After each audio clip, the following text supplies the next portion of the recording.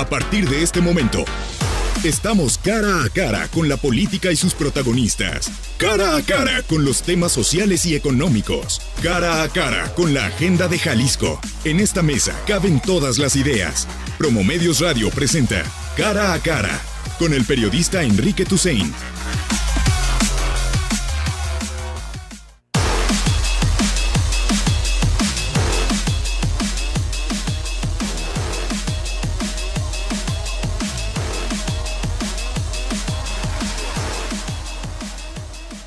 Muy buenos días, ¿cómo están todos? Gracias por acompañarnos. 9 de la mañana con 5 minutos. Estamos en Cara a Cara. Les recuerdo las formas de comunicación al 33 18 80 76 41, el WhatsApp en la cabina, también a los teléfonos que tenemos disponibles para ustedes o a las cuentas de Twitter @EFTousaint con ss si me quieren mandar algún mensaje para leerlo públicamente, o a la cuenta institucional de la estación de Zona 3 Noticias, @Zona 3 Noticias con el número 3, Zona 3 Noticias. El jueves pasado los diputados aprobaron la parte central del sistema estatal anticorrupción. En una maratónica sesión los diputados apoyaron un dictamen que incluye muchos de los puntos relevantes del sistema, pero omite otros. Por ejemplo, no parecen garantizadas ni la autonomía del fiscal anticorrupción, ni tampoco la independencia real del fiscal general del Estado. En ambos casos, la participación del Ejecutivo podría diluir dicha autonomía o incluso las cuotas que se reparten en el Congreso cada que hay un nombramiento. Otro de los puntos polémicos es que no se haya establecido la obligación constitucional para hacer públicas las declaraciones 3 de 3, es decir, la fiscal, la patrimonial y la de intereses, y que no haya desaparecido la prescripción en la comisión de delitos por hechos de corrupción y por faltas graves. Podemos decir que el sistema estatal anticorrupción nace incompleto. Lo platicamos esta mañana en Cara a Cara con un habitual, con Jesús Ibarra, académico del ITESO y especialista en estos temas. Jesús, ¿cómo estás? ¿Qué tal, Enrique? Muchas gracias por la invitación. Saludos a tu auditorio.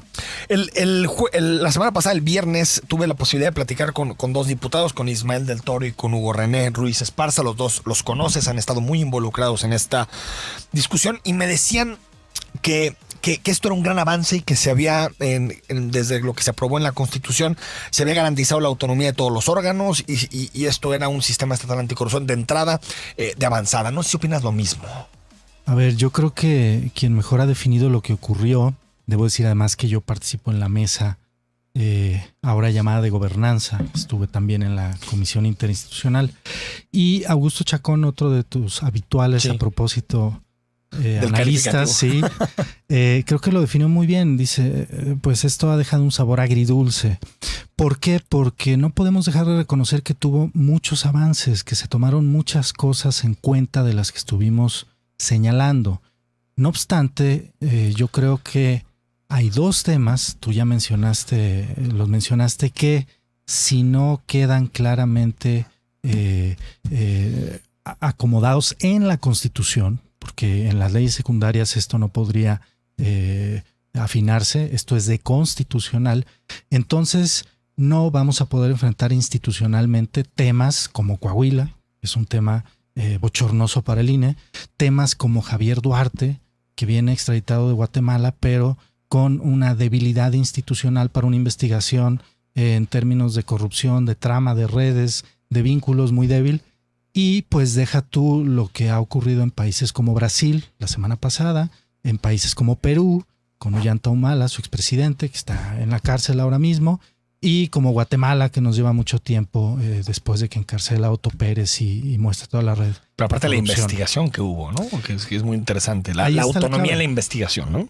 Sí, y ¿cuáles son esos dos temas que yo creo que van mal y que tendrían que, yo diría, reformarse constitucionalmente?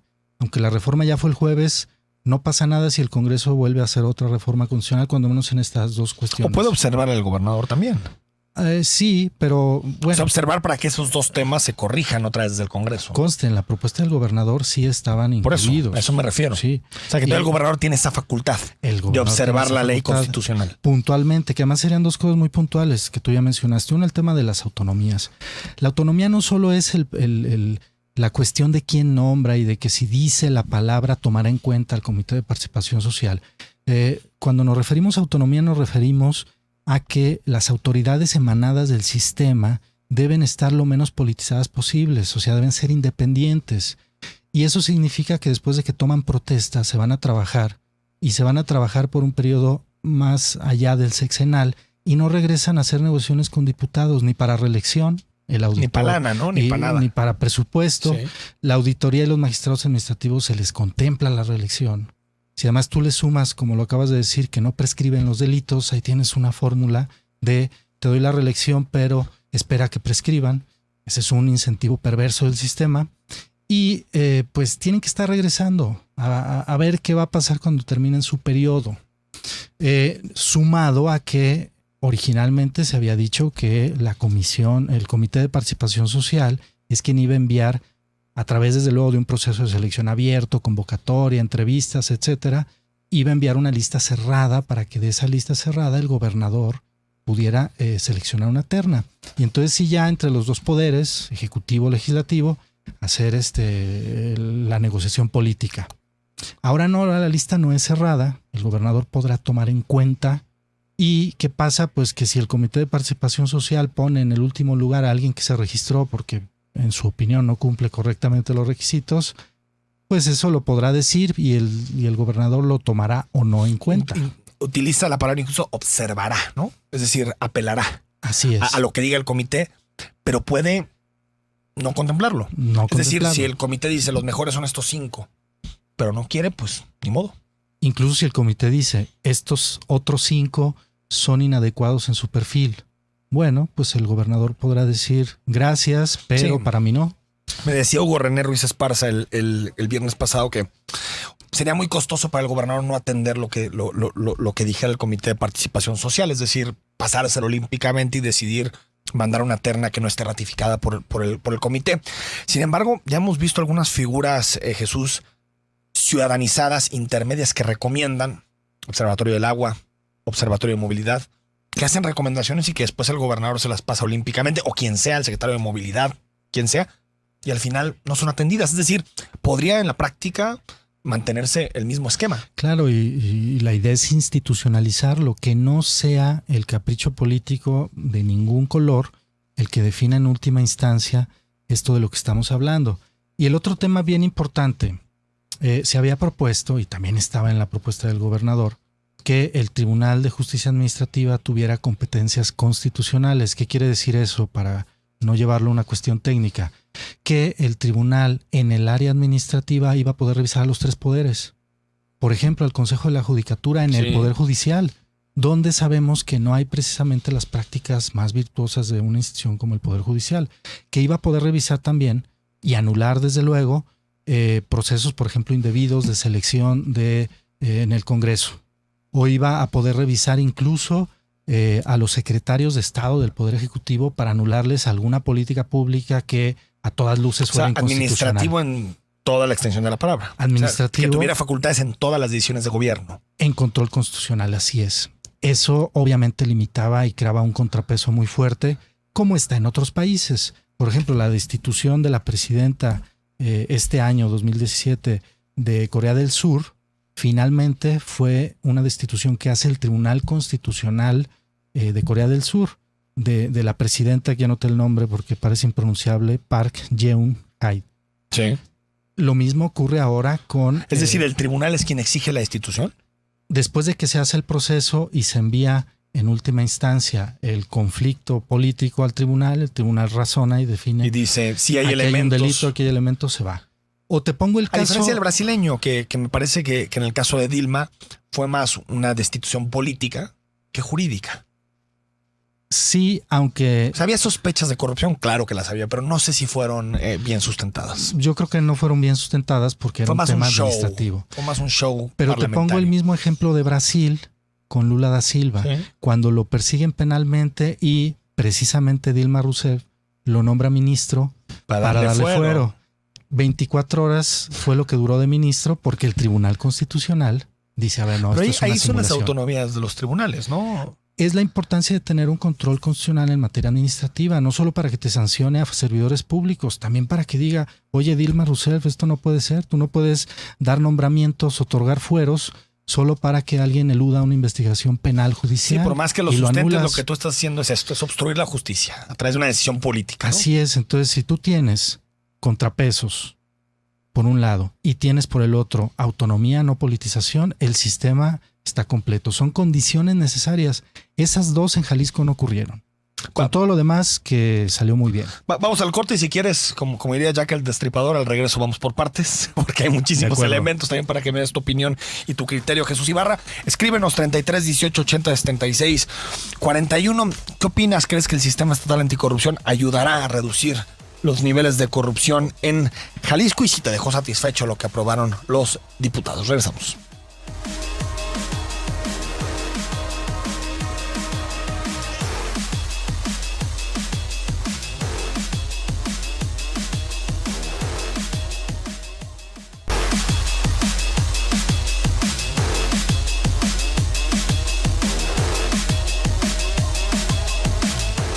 Regresamos a Cara a Cara.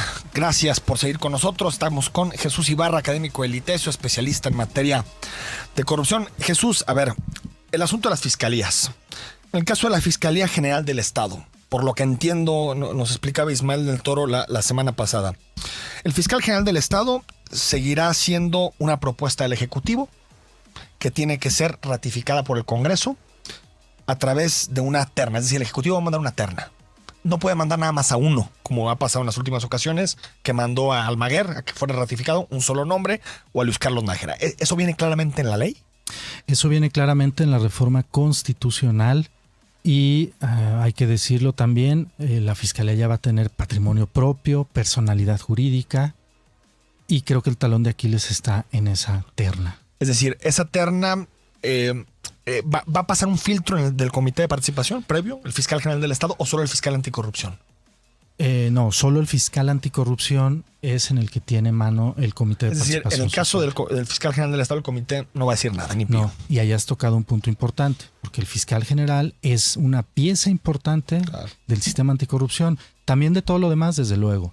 Pero no venía mal que fiscal general, fiscal especial anticorrupción, auditor y magistrados administrativos, todos tuvieran la participación de los dos poderes, pero además el comité de participación social diera el primer saque. ¿Cuántos años le dieron al fiscal general del Estado? Entiendo que según el decreto son 7, pero por única ocasión creo van a ser 8. Yo tengo que verificar con claridad eso, son 7 Porque al principio en la propuesta del gobernador del Estado eran 10 años. Eran 10. Para tratar un poquito de trascender sexenios, que eso también le da cierta autonomía al fiscal. A nivel nacional son 9. Son 9 años, creo que 7 es muy poco, porque casi el horizonte que le da al fiscal es casi el del sexenio prácticamente. Así es, y lo importante, lo transeccional supone no que cada gobernador tenga la oportunidad de enviar una terna, que eso es lo que hay que evitar. Exacto. Sino precisamente que sea muy esporádico el nombramiento y trascienda incluso sexenios completos. Y aparte voy a decir una cosa, si ahorita si en 2018 se negocia quién sería el fiscal general por un plazo de 10 años, el horizonte tan de largo plazo, uno te permite que pueda haber responsabilidad en los actores políticos, porque es un horizonte de muy largo plazo donde tal vez conviene que haya alguien que no le responda a uno, sino que le responda a muchos. Y segundo, incluso las expectativas electorales se diluyen porque hasta los partidos que tienen menos peso en este momento, como por ejemplo el Partido de Acción Nacional, puede pensar igual en 10 años puedo estar gobernando. Es decir, me interesa debatir en serio este tema. Porque no entonces, que sea una cuota de mi amigo a cambio de un magistrado en el tribunal, ¿no? Y vuelves a esta institución una institución de Estado. Exacto. Los ministros de la Corte duran 15 años, por ejemplo. Y con un mecanismo de control tal vez para que si no sé, si comete algún error, pueda ser removido su cargo, si qué bueno abuso, que lo mencionas, exceso, ¿no? Porque si quisiéramos hacer muy bien el sistema, entonces habría que establecer con claridad las causas graves y las mayorías con las que hay que removerlo, eso sí está, pero sobre todo que el juicio político, que sería el contrapeso al fiscal del Congreso, funcionara correctamente, un impeachment bien hecho. Eso no está. Porque otra es la remoción. Dentro de lo que queda en la legislación, el gobernador del estado puede remover, incluso sin necesidad de ratificación del Congreso, puede remover al fiscal. Sí. Tendría que justificarlo, eso dice, tiene que justificar causas y todo, pero al final es discrecional. Si el gobernador le estorba a un fiscal porque lo eligieron bien los diputados, es decir, porque hicieron su chamba y por lo tanto es un fiscal incómodo, que no perdona a los corruptos, Lo puede remover el gobernador sin ningún tipo de problema. Y eso ha Es lo pasado. que llaman la autonomía de salida, ¿no? Sí, eso ha pasado, y pregúntenle a Trump qué pasó cuando un fiscal claro. le empezó Bueno. a pisar sobre el tema de elecciones y su vinculación con Rusia. O sea, eso ocurre aquí y en todo el mundo.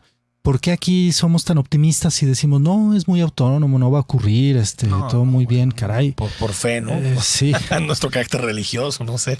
Por fe de que le van a respetar su autonomía porque quieren, pero pues no pasa. No es un asunto de voluntad. Yo les diría a estos políticos, caray, ustedes sí son buenas personas, pero ¿qué tal si vienen otros que no lo hagan? Mejor de una vez hay que blindar ese nombramiento y esa transexualidad y su remoción, que no pueda ser removido. Fiscal anticorrupción, Jesús, parece que es una figura que en donde el Consejo va a tener mayor incidencia, Sí. pero también participan el gobernador y el Congreso, ¿no? Dentro del nombramiento del fiscal anticorrupción. También participan, la clave sería, y además hay por ahí una cosa también, un incentivo perverso de que como el Comité de Participación Social no envía la lista cerrada, solo de estos gobernador puedes elegir, porque estos consideramos que no llenan el perfil.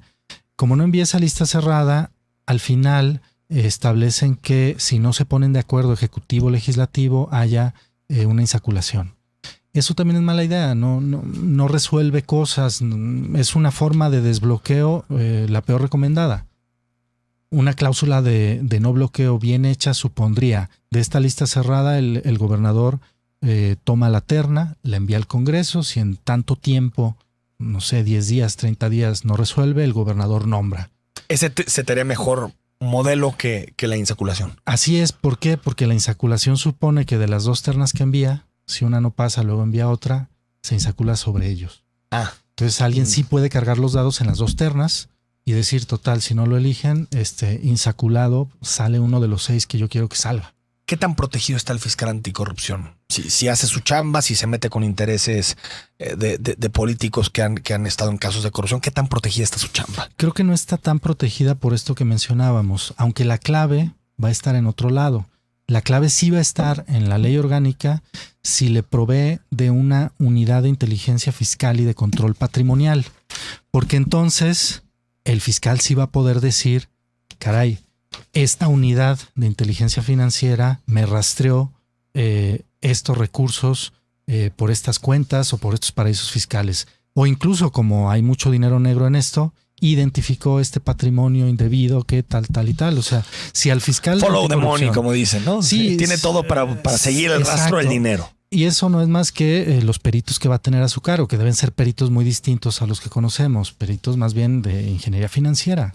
Sí, y para eso, pero yo creo que para que se atreva a ese tipo de cosas, sí tiene que llegar un peso pesado de fiscal anticorrupción. Sí, y que además investigue rápido porque prescriben los delitos en 7 años. Exacto, que se ponga de golpe. Porque, por ejemplo, a nivel nacional no se pudieron poner de acuerdo para el fiscal anticorrupción. No se pudieron poner de acuerdo ni para los magistrados administrativos que dependen de Peña Nieto. Y aquí pudimos haber hecho un modelo de nombramientos, como ya lo hemos estado hablando, igual para los 3, donde el Comité de Participación Social resolviera lo que no pudieron resolver a nivel nacional. Y no se hizo. ¿Cómo queda, Jesús, el Tribunal de Justicia Administrativa, el actual TAE, que se transforma y se convertirá en el tribunal que le toca combatir la corrupción o que le toca perseguir los delitos relacionados con la corrupción? Sancionar. ¿Cómo queda? Sancionar, digamos. Sí, bueno, se le fortaleció, se creó una sala superior, se le hizo un órgano autónomo del Poder Judicial. Yo creo que eso es mala idea, porque finalmente es un órgano jurisdiccional. Y si es jurisdiccional, tendría mucha más fuerza dentro del Poder Judicial. ¿Ahorita está dentro o fuera? Ahora está dentro. Dentro, pero no es la sala. No, es el como, Supremo. Tiene una cierta autonomía con relación. Tiene una autonomía como la tenía el Tribunal Electoral. Ahora el Tribunal Electoral está en el Senado, como la tiene actualmente el Instituto de Justicia Alternativa. Creo que era mejor idea dejarlo así donde estaba y darle mayores competencias, porque al momento de que haya amparos es distinto cómo resuelve un juez de amparo respecto de un órgano administrativo llamado Tribunal de Justicia Administrativo que respecto de un poder judicial de un estado. Y lo que te decía hace un momento, no se le cambian las competencias en términos de control constitucional, va a seguir revisando ayuntamientos y burocracia, administración pública. No va a poder revisar actos del Consejo de la Judicatura, no va a poder revisar al Congreso y demás. Y eso me parece que son malas noticias. Vamos al corte, seguimos analizando el sistema estatal anticorrupción.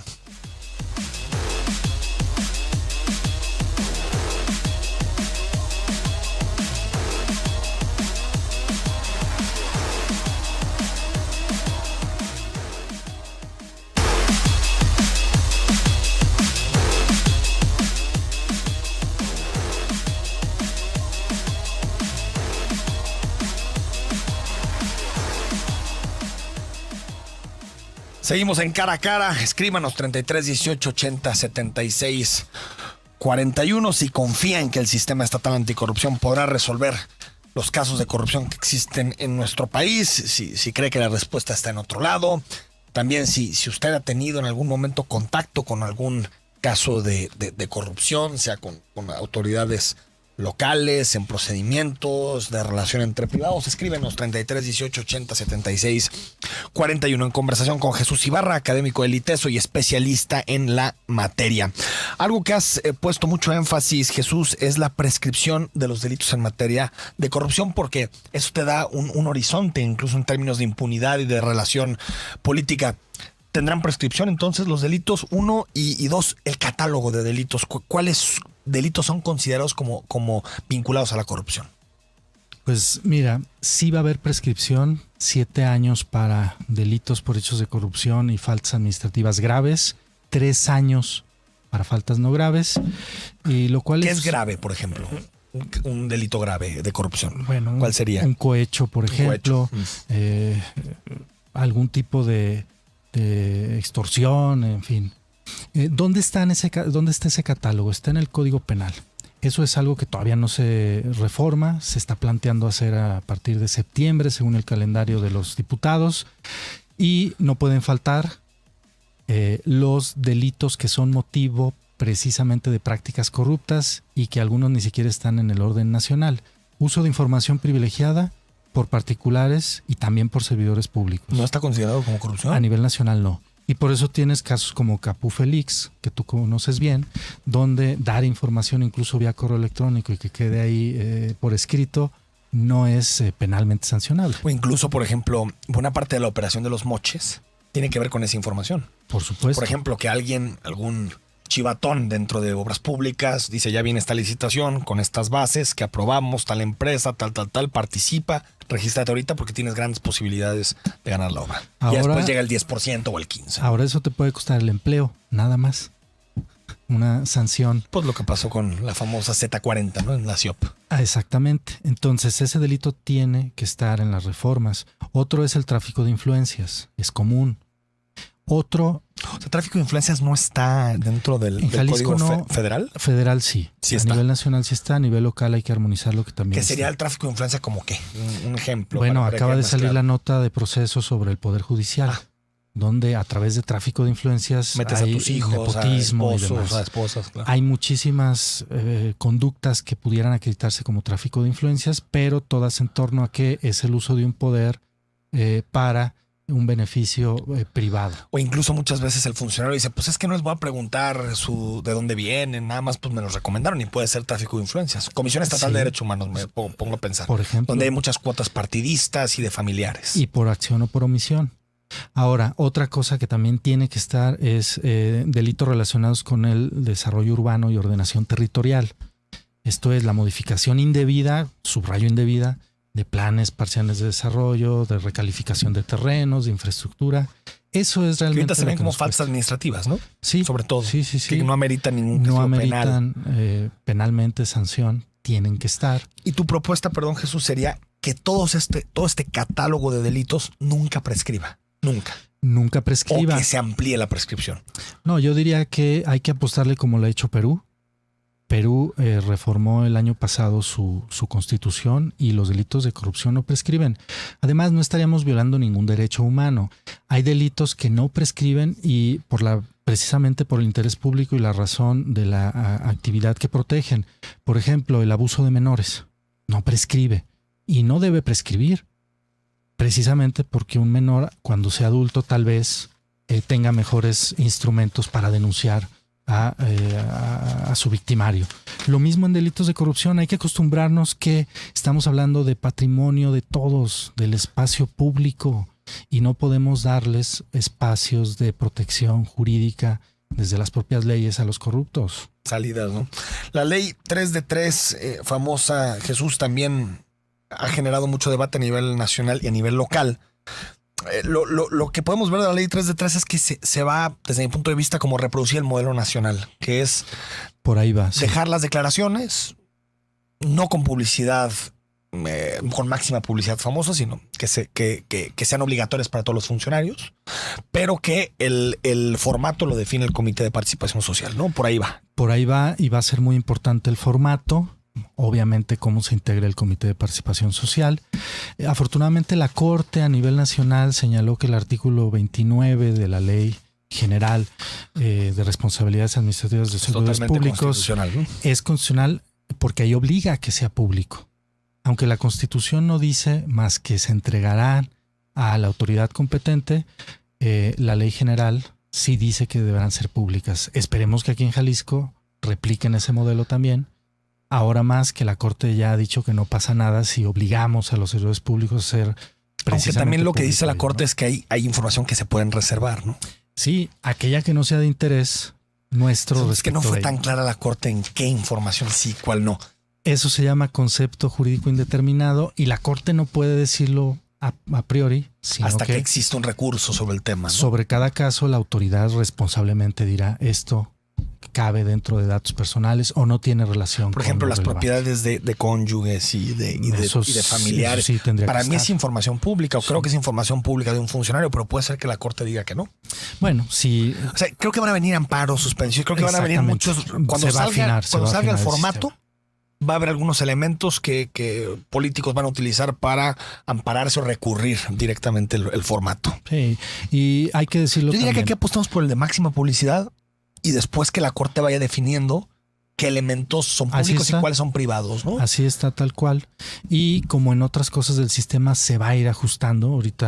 Ahora estamos haciendo la crítica del sistema perfecto. Sí, Quiere decir que tiene muchas cosas buenas, pero todavía no alcanza para todo lo que la expectativa que estábamos pensando. Lo que sí en la Constitución no queda máxima publicidad, eso no quedó. No, dice se entregará a las autoridades correspondientes. Y ya después su publicitación depende de estas autoridades o va a ser obligatorio para ellos.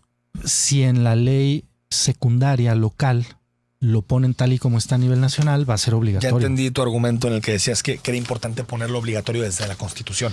Desde luego. Para que no vinieran leyes secundarias la obligatoriedad de la publicidad, ¿no? De las declaraciones. Las leyes secundarias finalmente pues sí ajustan cosas, pero no abren límites. Los límites ya lo estableció la reforma constitucional. Este es de los que sí se puede mejorar en leyes secundarias. Otros, como los que veíamos en el corte anterior, no se pueden modificar ya en leyes secundarias. Ya tiene sus límites dentro de la ley constitucional, ¿no? Un tribunal de justicia administrativa no puede hacer control constitucional ahora porque una ley ya se lo incluye, ¿no? Oye, Jesús, la Contraloría del Estado, que tampoco ha generado muchos debates, pero estaba la promesa del gobernador del Estado de darle autonomía constitucional a la Contraloría. Eso no queda, ¿no? Dentro de la reforma. Seguirá siendo una oficina del gobierno, del Ejecutivo. Que no es mala idea, precisamente porque el control interno debe de estar a cargo del responsable de la autoridad o de lo que sea. Si tú le das autonomía, entonces le quitas responsabilidad al político responsable de la secretaría tal. Porque él va a decir, no, lo hizo mal el ¿cómo contador. le haces para que no proteja los intereses del gobernador en turno? Con una auditoría, que es la fiscalización externa, muy bien hecha. ¿Qué incentivo debes generar ahí? Que la Contraloría tenga al día todos los movimientos que después pueden al jefe causarle problemas, ¿no? Incluso penales. Ah, caray, entonces sí, el jefe va a estar muy preocupado para que su contralor haga bien la chamba y no le meta ningún gol, porque si no viene el auditor y le arma un expediente que luego puede acabar en Fiscalía Anticorrupción. Entonces, ahí serían esos contrapesos. Si la Contraloría está tapando y la auditoría muestra que hay opacidad en la forma en que la Contraloría hace sus investigaciones, pues queda exhibido el jefe y los titulares de las áreas. Y lo que no puedes decir, no, es autónoma y el jefe ya no tiene nada que ver, porque en un caso de responsabilidad, pues nada más el contralor sería el responsable. ¿Cómo viste los cambios en la auditoría superior en particular? Que es otro de los asuntos que los diputados dijeron que era un éxito.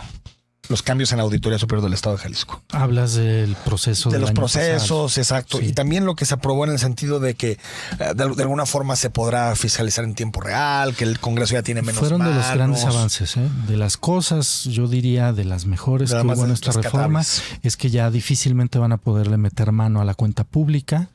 Ahora ya toca a la auditoría tener un dictamen que va a ser público y eso le va a quitar mucha presión política y sobre todo que si hay irregularidades se van directo al Tribunal de Justicia Administrativa y no se quedan en la comisión, en el Congreso. Y va a ser público desde el primer dictamen que haga la auditoría, ¿no? Desde las primeras observaciones. Porque ahorita sí.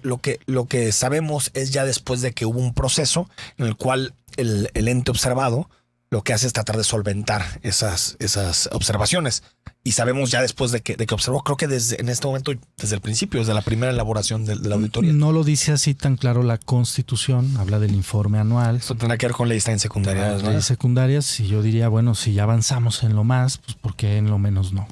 Nos quedan unos minutos más con Jesús Ibarra. Regresamos para seguir platicando estos temas.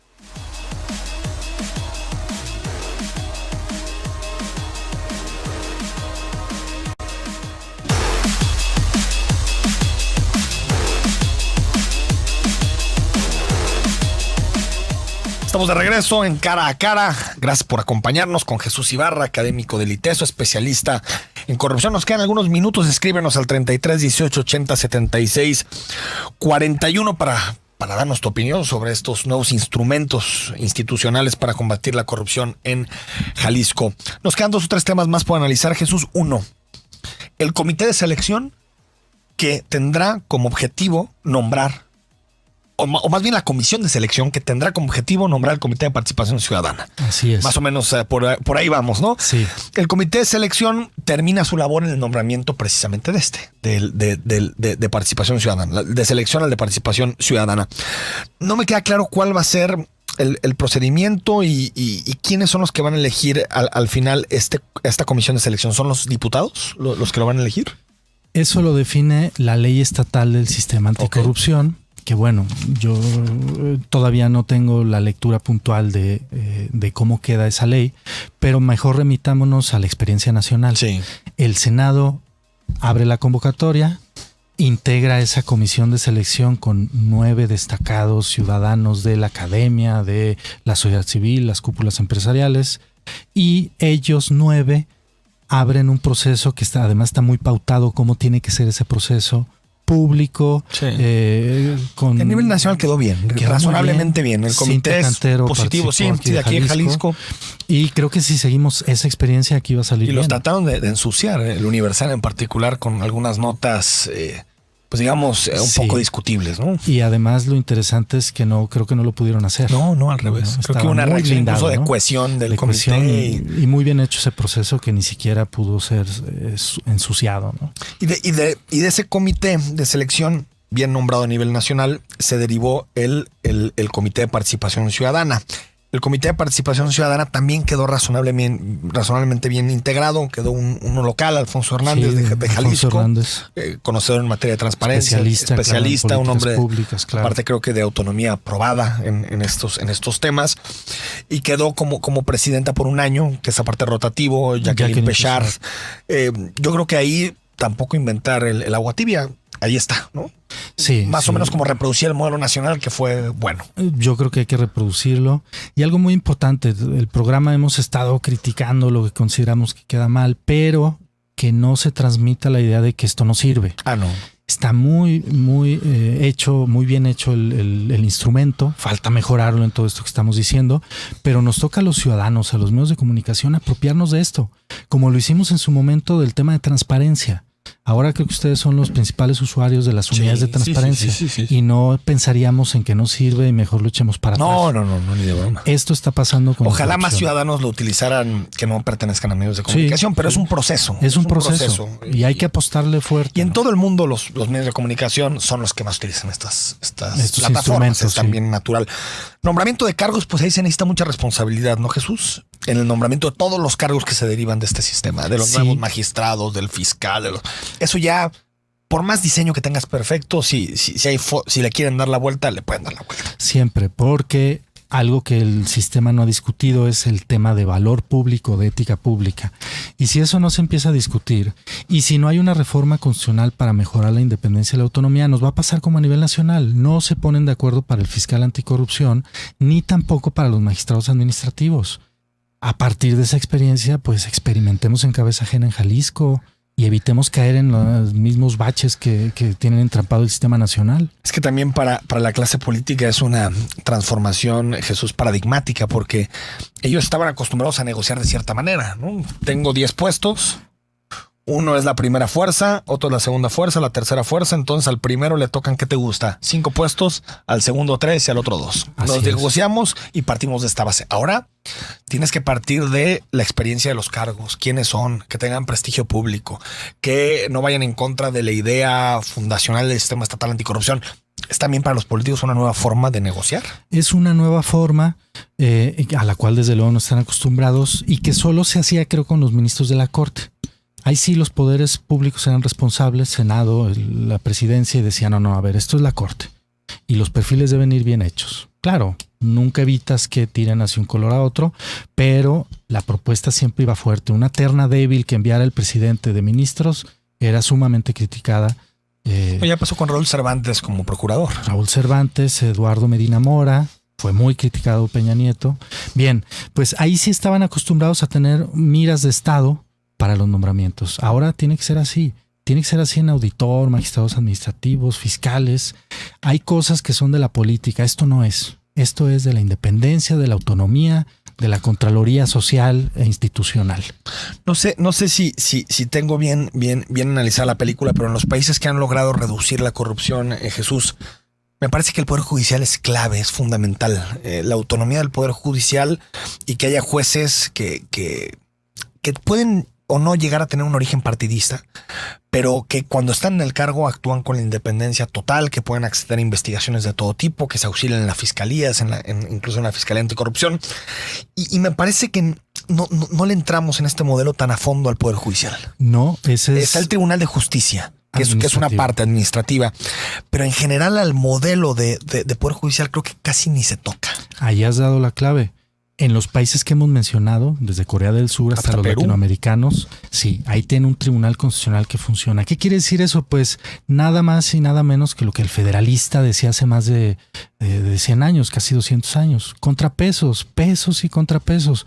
Particularmente Jalisco no se ha animado a hacer una reforma judicial integral para que esto ocurra.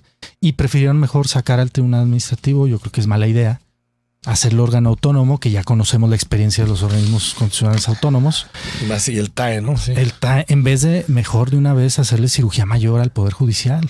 ¿Qué implicaría qué hacerle esa cirugía mayor? Básicamente 3 cosas. Establecer el proceso de selección vía mérito y capacidad de jueces y magistrados. Esto se llama carrera judicial por oposición. Exámenes de oposición, ¿no? Ya está a nivel federal más o menos bien hecho.